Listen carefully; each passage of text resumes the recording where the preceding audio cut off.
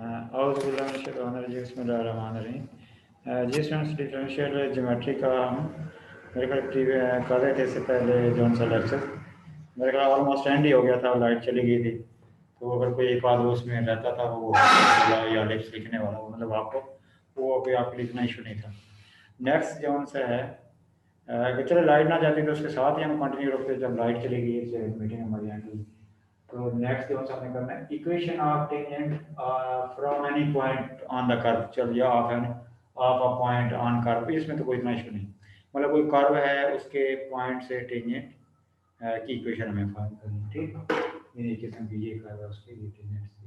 ठीक, tangent basically वो tangent plane होगा इसे। ठीक, ये टेंजेंट जो होता है ना मतलब वो एक टेंजेंट मतलब वो लाइन ही है, बेसिकली प्लेन नहीं है। प्लेन की तो खैर कोई और बात नहीं।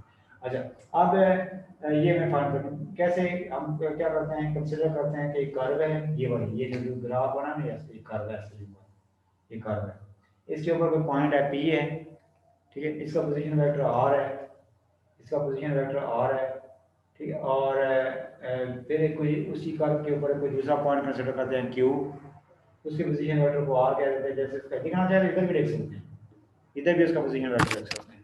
इसका पोजीशन वेक्टर क्या बन जाएगा, वो मतलब बेसिकली इसका पोजीशन ये जंप कर गया ना, ये बन जाएगा आर प्लस क्या है डेल्टा, यानी उसका क्यू का पोजीशन वेक्टर। ठीक, क्यू का ये position vector R plus delta.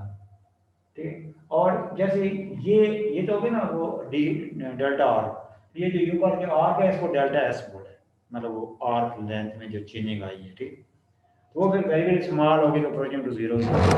ठीक, जिसमें देखें और इसका बड़ा यूज है। बाकी तो ये आपने लिखना है let P and Q are the points on the curve where position vector whose position vector r है and r plus delta r.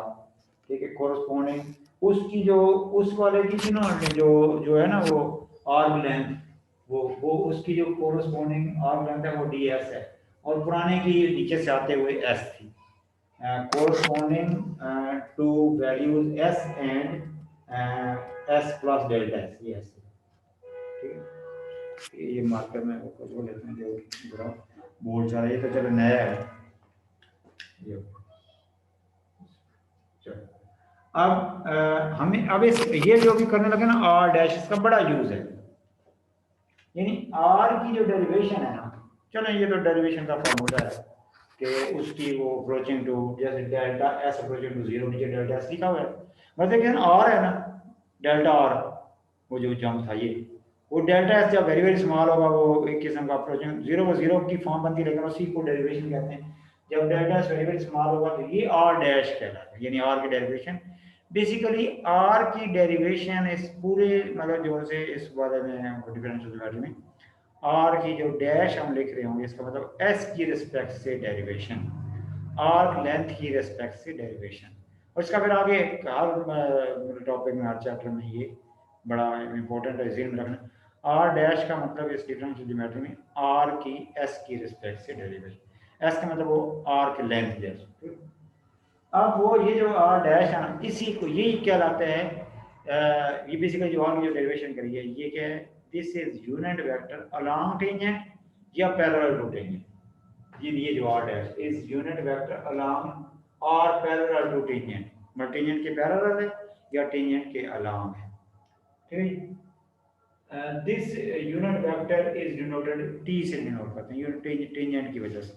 ठीक, तो देन जो सी उसकी इक्वेशन किसकी इक्वेशन ऑफ टेंजेंट की इक्वेशन होगी उसका ये फॉर्मूला। बेसिकली वो लाइनें ही होंगी। ठीक, और जैसे कि ये लाइन है पहले वो क्या लाइन होगी पैरामीट्रिक इक्वेशन। ये आर इज इक्वल टू ये कैपिटल आर। ठीक है, और ये क्या है जी स्मॉल आर। यहाँ पे कोई भी लिख सकते हैं स्केलर और साथ ही यहाँ पे टेंजेंट वेक्टर, ये तीनों वेक्टर है ये। इसकी एक सेकंड फॉर्म जो ज्यादा यूज होनी है, ये इतनी यूज नहीं है। मतलब बेसिकली वो आर का वही मतलब कैपिटल एक्स आई प्लस वाई जे प्लस आई, ये भी स्मॉल एक्स और वाई, यानी ये बेसिकली वो गिवन पॉइंट है और ये जो उसका जनरल पॉइंट। तो ये जैसे उसमें से 10 माइनस होगा, एक्स में से एक्स माइनस, वाई में से वाई माइनस, जेड में से जेड माइनस, और ये नीचे टेंजेंट। अब टेंजेंट बेसिकली वो आर डैश है। आर डैश का मतलब वो एक्स की डेरिवेशन, वाई की डेरिवेशन, जेड की डेरिवेशन, तो इनके नीचे कोरस्पोंडिंग आ जाएंगे ऐसे, एक्स के नीचे एक्स का डैश आएगा, वाई के नीचे वाई का डैश आएगा, जेड के नीचे जेड का डैश। होगा क्लियर? अब जौन सा है वो डस्टर में सर इस पॉइंट की समझ नहीं आई सर, इसे रिपीट कीजिएगा। देखें सिंपल बेसिकली जो ऊपर लिखा है ना, बेसिकली देखें ये वही है एक्स आई प्लस वाई जे प्लस जेड के, ये एक किस्म का है स्मॉल वाला एक्स आई वाई जे प्लस जेड के, ये तो जब माइनस हो गया ऐसे, यस। एक्स में कैपिटल एक्स में से स्मॉल एक्स को आई मतलब एक किस्म का स्किप, ये आई वाला किस्म का लिखा, ठीक है। इस तरह Y minus small Y.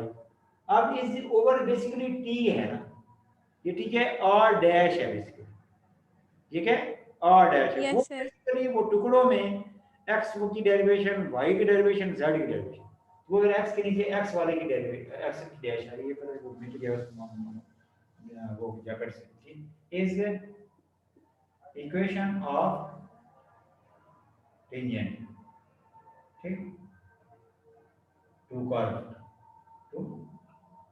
Curve from P, ये ठीक मतलब क्या यहाँ पे जो नीचे टी नहीं लिखना था सबके नीचे, वो बेसिकली जो टी है वो आर की डैश है, टी बेसिकली आर की डेरिवेशन है और इज इक्वल टू ये लैम्डा ऐसे सब के साथ। अब इसका मतलब ये बनता है कि इसका आंसर इसका आंसर इसका आंसर सबका आंसर लैम्डा के इक्वल है, यानी इनकी जो रेशियो है वो सेम किसी कांस्टेंट रियल नंबर के इक्वल है, वेयर ये बता भी सकते हैं where lambda is real number. चलो चलो अब हम एक क्वेश्चन करते हैं, बस ये इसमें तो कुछ भी नहीं था, बस ये आपकी ज्यादा यूजफुल है जी। हो गया क्लियर? मतलब ये कि टेंजेंट की इक्वेशन का ये सर फॉर्मूला है जिसमें आर डैश की इंपॉर्टेंस है, आर की डेरिवेशन कैसे करनी है, मतलब एस की रिस्पेक्ट डेरिवेशन क्या है, आर मतलब derivation of R with respect to S, ठीक है वो आर तो एक vector with respect to S, वो मतलब कि डेल्टा जब वेरिएबल स्मॉल होगा तो ये एक किस्म का डेरिवेशन मान जाएगी आर की एस की रिस्पेक्ट, पहले तो वो delta R over delta S है, जब डेल्टा वेरिएबल स्मॉल होगा तो ये डेरिवेशन, और ये आर डैश बेसिकली बताएंगे इस हर मतलब कई जगह पे इसका यूज होगा, ये टी की रिस्पेक्ट, ये एस की रिस्पेक्ट डेरिवेशन होगी आर डैश, वो फिर बेसिकली टेंजेंट के अलोंग वेक्टर है या टेंजेंट के पैरेलल है, टेंजेंट के अलोंग या टेंजेंट वाले वेक्टर को हम टी से अगर डिनोट करें तो ये उसकी इक्वेशन है, ये भी बेसिकली ये टेंजेंट ही है, ये नीचे x डैश y डैश ये तो टेंजेंट। सर हम लोग मतलब जो आर ले रहे हैं वो आर मतलब वेक्टर ले रहे हैं जिसकी आर हम की और डेरिवेशन वेक्टर ही यहाँ ले पे रहे भी हैं, वो स्केलर एक फॉर्म वेक्टर में है है। जिस वेक्टर है मतलब वो वेक्टर ही गिवन होगा ना, जैसे पीछे भी तो r is equal to a cos t i plus ऐसे, वो तो वेक्टर ही होता है। सर वो ऊपर जो हाँ हमने बताया है आर का, वो आर की क्या डेरिवेशन इक्वल है। समझ नहीं आई। सर वो ऊपर जो आर आर की डेरिवेशन की है ना, मतलब आर की डेरिवेशन का फॉर्मूला बताया आपने, D R over D S. वो अच्छा वो आर की जो डेरिवेशन है वो मतलब यू के अच्छा आपका कहना मतलब वेक्टर्स लिखना, आर जोन से है होना तो वेक्टर ही चाहिए, आर वेक्टर की डेरिवेशन, आर वेक्टर की डेरिवेशन, यानी वो मैग्नीट्यूड की डेरिवेशन नहीं है, मैग्नीट्यूड की डेरिवेशन नहीं है, मतलब वो बेसिकली वो पता लिखने के लिए क्या होता है, इसको लिखने के वेक्टर्स को लिखने के दो तीन तरीके होते हैं, चले वो तो बाय मिस्टेक नहीं है, उसको वेक्टर को लिखने के लिए बोल्ड करके लिख देते हैं, बोल्ड में लिख देते तो वो वेक्टर ही होता है, फिर उसमें एरो वगैरह की जरूरत नहीं होती। जी सर। नहीं बात ठीक, वो फिर इसमें मतलब जैसे ठीक जितने है। भी आपके ना जैसे ये नोट्स हैं उसने बोल्ड करके आर लिखा, यानी अब जैसे हमने लिखा है तो या फिर उसको बोल्ड करके या फिर ऊपर एरो डाल के, ठीक है हाँ, तो ये अब आर की जो मतलब आर की जो डेरिवेशन है बेसिकली वो ये है, उसको टेंजेंट मतलब चूंकि टेंजेंट के अलावा या टेंजेंट के पैरेलल है उसको टी से नोट किया, ठीक है फिर वो वेक्टर ही है मतलब बेसिकली यूनिट वेक्टर है, ठीक टेंजेंट के अलावा बस वेक्टर। चलो अब वो ये उसकी टेंजेंट की इक्वेशन हुई है, अब एक क्वेश्चन करते हैं आसान, और ये जरा जल्दी करिए, आसान सा क्वेश्चन है जी, मतलब ये वाली ज्यादा यूजफुल होगी, मतलब क्या है बेसिकली इसका ये मतलब बनता है एक्स आई प्लस वाई जे प्लस जेड के, इसका मतलब बनता है स्मॉल एक्स आई प्लस वाई जे प्लस जेड के प्लस लैम्डा टी, ये एक्स में से एक्स माइनस वाई में से वाई माइनस जेड में से जेड माइनस नीचे के वो टी लिखने के बजाय एक्स डैश इसके नीचे वाई डैश इसके नीचे जेड डैश। अब एक क्वेश्चन करते हैं छोटा सा, find the equation of tangent to curve whose coordinates x ये है y ये है z ये, सिंपल है छोटा सा जल्दी से। मतलब एक्स इनकी वो डैश करनी, वो नीचे वाली जैसे एक्स डैश करना है, वाई डैश करना है, जरा एक्स डैश करेंगे ना तो वो बेसिकली दूसरी साइड थीटा ना, फिर वो डिफरेंशियल जैसे लेते हैं, मतलब एक वो बनेगा ए साइन थीटा और फिर वो थीटा का आएगा थीटा डैश, ठीक है।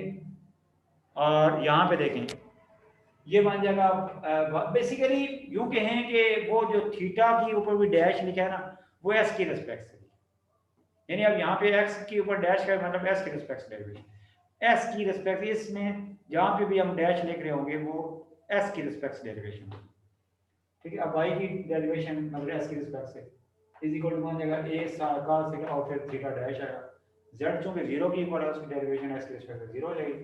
ये वाला फार्मूला यूज करते हैं तो वैल्यू पुट कर देनी है। इसमें फिर ये बड़ा इंपॉर्टेंट पॉइंट है कि अगर ये जो इन्फिनिटी बनता है तो इसको स्किप कर देते हैं, साइड पे लिखेंगे this is equal to infinity, बीच में से इसको स्किप कर देना है, फिर ये दो सिर्फ लेंगे, उसमें पहले लैम्डा जस्ट आर के तौर पे लिखा होता है, मतलब ये कि इसका आंसर इसका आंसर इसका आंसर, अब जब ये तो उसकी इक्वल आ नहीं रहा, ये दोनों आंसर सेम है, लैम्डा को स्किप कर देना, वो लिखना नहीं है, मतलब बेसिकली इसका ये मतलब है कि तीनों की रेशियो सेम है यहाँ पे, बस इनको सॉल्व करना है, ये जो दो इक्वेशन बीच में से इसको स्किप कर देना है। इधर से बताएं, जल्दी जल्दी नोट करना, उधर करूं वहां पे, उधर ये बताएं वहां पे अरेंज करके करूं, स्क्रीनशॉट लें जल्दी जी जी जी बोले। जी सर ले लिए। ठीक है, अब यहाँ पे सेकंड वाले पेज के लिए तो छोटी आगे तो दो स्टेप रह गए, वो करता हूँ, उसके बाद फिर कम्प्लेक्स करते हैं। ये हो ये तो सिंपल है कि वो एक्स दिया है वाई दिया है, उनकी वो डैश करके एस की रिस्पेक्ट से बेसिकली डेरिवेशन करके फॉर्मूला में, उसमें फिर जो इन्फिनिटी वाला होगा ना उसको बीच में से स्किप कर देना और लैम्डा को आर तौर पर लिखना, उसको वैसे ही छोड़ देना फिर जब सिंपलीफाई करना है, अदरवाइज लिखा होगा ऐसे तो फिर तो इज इक्वल टू लैम्डा, लेकिन फर्दर सिंपलीफिकेशन में लैम्डा को यूज नहीं करना, वो लैम्डा की जगह जैसे कुछ और भी उसमें चाहे यू लिखे या कुछ भी लिख सकते। अब देखें देन देखें वो जो जो z ओवर 0 इन्फिनिटी उसको स्किप कर देना, लैम्डा को स्किप कर देना, ये आ गया x minus a cos theta, मैं इधर कर लेंगे डायरेक्ट यहां से लैम्डा वो फिर इधर लिख लेंगे, इधर आप कैंसिल करेंगे, यहां पे आ गया a minus a sin theta, a भी फॉरवर्ड हो जाएगा बाद में, minus a sin theta d theta r theta dash is equal to y minus a sin theta और क्या है a cos थीटा साथ क्या थीटा जी। ये अब वो बीच में इन्फिनिटी वाले को भी छोड़ना है, लैम्डा भी ये फारग हो गया, लैम्डा थीटा डैश ए भी फार का मतलब कैंसिल हो गया, अब क्रॉस मल्टीप्लाई करेंगे क्या आ गया x के साथ cos थीटा और आगे का डायरेक्ट लिखा देते चलें माइनस ए cos स्क्वायर, ठीक है, और ये क्या बन जाएगा माइनस ए, दूसरी साइड पे माइनस ए साइन माइनस ये तो कैंसिल हो गया, minus Y sine theta minus minus plus हो गया ए साइन स्क्वायर, बस ये तो सिंपल है, इधर प्लस होगा x plus y sine theta is equal to a common आएगा sine square plus cos square one, तो ये इक्वेशन, ये टेंजेंट की इक्वेशन,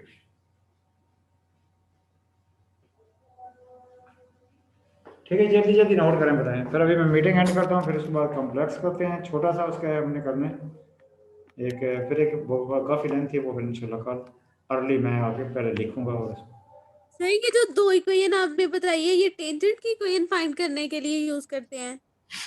दो कौन सी दो एक क्या, आपने बताई है ना r इक्वल, हाँ वो दोनों, मतलब वो लेकिन नीचे उसकी वाली ज्यादा यूजफुल होगी, नीचे वाली ज्यादा यूज करेंगे, वो ज्यादा यूजफुल, ये टेंजेंट की इक्वेशन, ओके सर। यानी इसका कौन सर ये जी, जल्दी नोट करें, हो गया जी, उधर से तो हमने पहले कर लिया होगा, कर दो मीटिंग एंड, जी सर। अभी फिर मैं इसके बाद अजान जैसे इधर हो रही ना एक दो, तो 5 मिनट बाद आप कॉम्प्लेक्स के लिए आ जाएगी, वो आपके सामने लिखना है।